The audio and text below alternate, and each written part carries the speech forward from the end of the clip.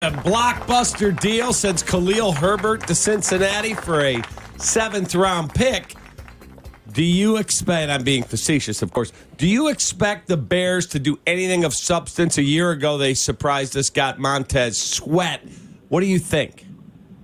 No, I think that this is, honestly, guys, probably more just like roster shifting type stuff. And, Larry Borum's another name I've heard is available for them. Obviously, he's been hurt, but everybody's looking for offensive line help. Some of you get yourself a little something there, too. And it's interesting because, you hear from rebuilding teams now, like they're open to the idea of doing something like the Bears did last year with Sweat. But the reality is opportunities like that don't come around all that often. That was such a unique circumstance where, you had a new owner who was about to blow up his football operation and basically ordered the lame duck general manager, the lame duck coach to work on moving 2 pass rushers at the prime of their careers off the roster. Obviously, one was healthy, one wasn't, and we've in the 2 since. So I think it was a smart move by Ryan Poles at the time to do it. And it was in a lot of ways because those opportunities don't come along in season very often. So where do you place the Bears right now, Albert, amongst the teams in the NFC? Because we talked about the strength of the NFC North, and the Bears now have leveled off at 4-4. So does this even look like a potential playoff team this year? I mean, could they make it? Yeah, they could. Just because, the conference is what the conference is. If you look at the other divisions, the Commanders and Eagles have separated in the East. Outside of that, I don't know if there's going to be another playoff team. You've got in the NFC South, Tampa is struggling to keep up with Atlanta.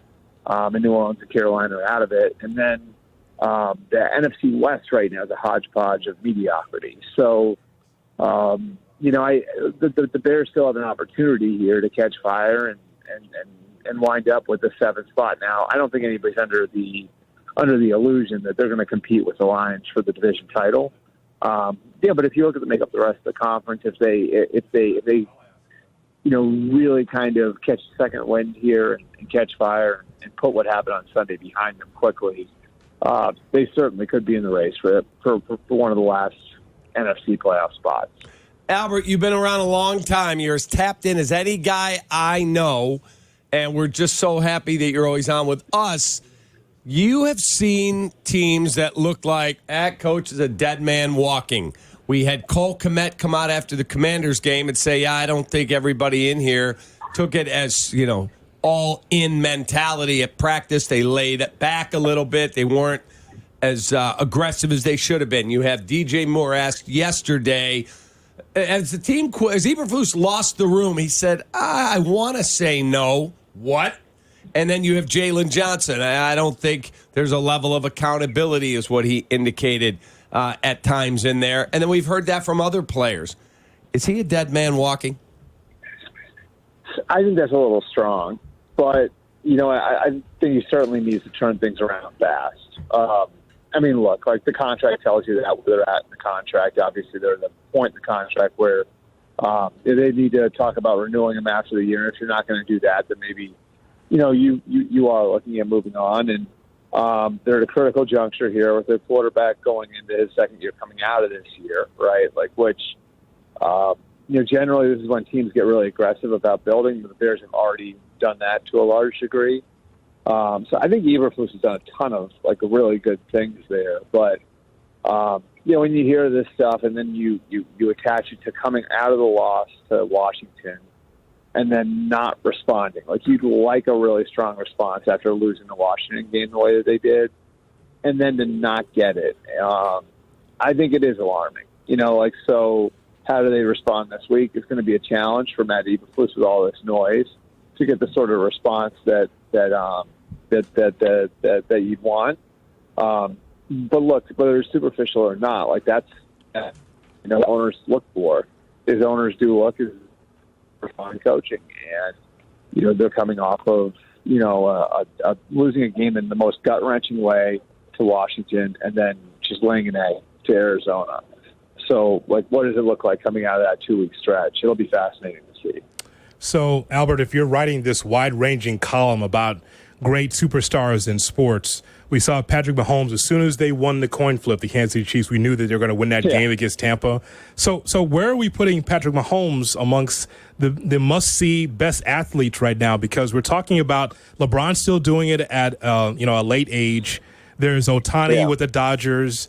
McDavid is one of the next great stars in hockey if he's not there now. So Mahomes has got to be at the top of that heap. But is there even a close second to how automatically Mahomes can be able to make a team great? No, there isn't. I mean, doesn't it remind you guys so much of the Patriots? You know what I mean? When you're watching a game and kind of like just the inevitability of the whole thing, and they're going to find a way to pull it out. It almost doesn't matter who's hurt. Right, and they've had a lot of injuries. And Tampa did too. To be fair, Tampa's playing last night without Mike Evans and Chris Godwin, and I think Baker Mayfield did a nice job based on that. But the plan for what they were going to be. Albert, we'll put Albert on hold. There he is. Hold on a second. Let's make sure the line is nice and clean, Shay. make sure the Nextel chirp is working. That's it. All right. Nextel. Wow. Albert, you were saying. I'm sorry. Sorry, guys. I'm actually really close by to you. I'm at O'Hare, and we're taxiing right now, so I apologize. It's on Chicago. If we lose you here. Your favorite airport. Yeah, it's a great one. It's very, very everything's very convenient. Yeah. I mean, the best thing I can say about O'Hare is it created some awareness for me on what Nuts on Clark is. I now know what Nuts on Clark is. It's great. As having flown through this airport that many times. Yeah, you were feeling bad for Clark for the moment. I understand. Go ahead. You can't walk 5 feet without seeing one of those in the airport. So, I mean, I think it's. And where was I? I'm sorry. You were talking about the greatness of Patrick Mahomes versus others. Yeah, and I mean, it almost doesn't matter who's hurt. Like losing Hollywood Brown, Rashee Rice really blew up the plan for what they want to be offensively. They're still onboarding DeAndre Hopkins. They've got to rely on guys like Justin Watson, Noah Gray, big spots. Kareem Hunt, Pacheco still hurt. Kareem Hunt, played a major role, and he was on the straight a few weeks ago. There's so many similarities, and the resourcefulness, the belief. The ability to adapt when other guys are injured, like guys coming back and like being revitalized with Pat in the huddle. I still remember guys like Deion Branch coming back to New England after washing out other places, and Ben Watson, and somehow like Brady was able to get more out of him. Pat's doing the same thing in Kansas City. It's eerie. I mean, obviously they've got different playing styles, but just what it is on a week-to-week basis, it looks so much like New England looked for 20 years. And it's almost like you can mark it down like every year now, same way you could with New England, where it's like they're going to be in the conference championship game at least every year. And then, on a year-to-year basis, we see if they can put another ring on his finger. Hey, before we let you go, in terms of this year hanging on to draft capital, we saw Brad Holmes, who has openly talked about the best way to put a team together is to draft with your own picks. He made a move today. Now, he didn't give up a ton, but he gave up capital to get Zadarius Smith.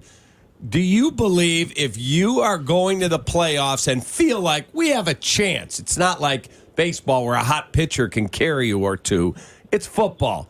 Do you feel like, yep, I get it, the Lions or if it's Kansas City, should go all in to try and win and move capital? Yeah, and even and look, Brad Holmes came from a place that was very aggressive, in Los Angeles, but his background is on the college scouting side. So that's, sort of his comfort level, and he's obviously done a phenomenal job at building that team up. Here's the way a team like that will discuss it. Like, you look at your roster, and you say, you're going to move I believe about the equivalent of a fifth round pick, right? Like, or if you look at it like a high fifth, like low fourth, is that guy going to be able to start for you? right? Like, so like the guy you're going to draft in April in that slot, is that guy going to be able to start for you? Or is that guy even going to be able to make your roster, right? Like, so it's a fifth, it's a fifth and a sixth that he's given up, and a seventh coming back. So you figure if you can draft well enough, the sixth and seventh difference could be a wash. And then is that fifth-round pick going to play a major role for you? And the reality is when you're as healthy as the Lions are right now, it can be hard to find a spot for a guy like that, even if you really nail it, you know? So, like, it's different positions these teams are in. And, you know, the Lions a few years ago were in the spot where it's like, we just need to get bodies on the roster, and we just need to get competition and guys that can fight for playing time. They're in a much different spot now, where it's like they can legitimately look at it and see guys draft in the fifth and sixth and seventh round and say, like, is the guy we draft there going to be good enough to make our team? And in some cases, the answer might be no. Shay, we have another minute. Shay, could you ask you a question about the Patriots? You were talking about them earlier. That's the next opponent for the Bears. Yeah. Well, Albert, we do an Around the NFL segment every day, and on Monday I have my overreactions. I had some issues with some coaches. Gerard Mayo not going for 2 at the end against Tennessee I thought was ludicrous after Drake May made the play that he did on the road, a chance to end the game with the football. Is there a chance Gerard Mayo's a one-and-done head coach in New England? I don't think so right now, and I would use it. I would use like the Jason Garrett premise on this. Like, I think a big piece of why Jason Garrett lasted for 9.5 years in Dallas was because, like, to some degree, he was seen as Jerry Jones's creation, right? So Jerry had him as a player. Jerry was part of letting him into the coaching meetings while he was still a player. Jerry took a chance on him to be his offensive coordinator when a lot of people didn't think that Jason was ready for that, and ultimately made him his head coach. So, there was a huge level of investment there from the organization in making Jason Garrett the head coach. Jerry did not want to be wrong about that. And I do think to some degree that exists with Gerard Mayo and Robert Kraft. So I'd be surprised.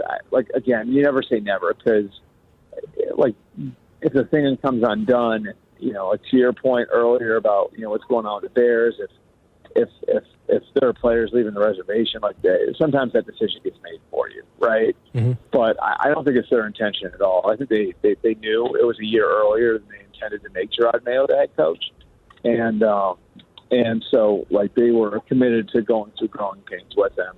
Now that said, could ownership be upset with the result and force change in the staff? That certainly could happen, but I don't think it's part of the plan to move on from Mayo after this year.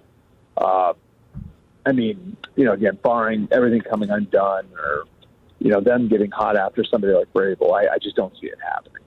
Hey, man, have a great day. Enjoy O'Hare, baby. All right, thanks, guys. I'll get nuts for everybody. I'll take the dark chocolate almonds. I already have them. There you go. Wow.